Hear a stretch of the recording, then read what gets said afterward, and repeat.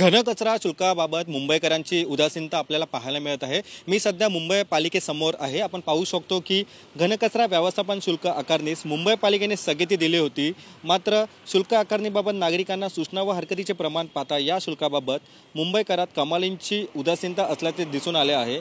या शुल्काबाबत लोकांचे म्हणणे काय आहे, त्यांना हे शुल्क मान्य आहे का, त्याबद्दल काही बदल अपेक्षित आहेत। या अनुषंगाने प्रशासनाने सूचना व हरकती देखील मागवल्या होत्या। मात्र 1,20,00,000 लोकसंख्येच्या या शहरातील फक्त 2,700 नागरिकांनी आपले मत नोंदवले आहे। त्यामुळे मुंबई पालिकेने ज्या सूचना व ज्या हरकती मागवल्या होत्या त्यामध्ये मुंबईकरांचे उदासीनता मोठ्या प्रमाणात असल्याचे आपल्याला पाहायला मिळत आहे। व्हिडिओ जर्नलिस्ट रोशन गायकवाडसह मी रवी खरात, TV9 मराठी, मुंबई।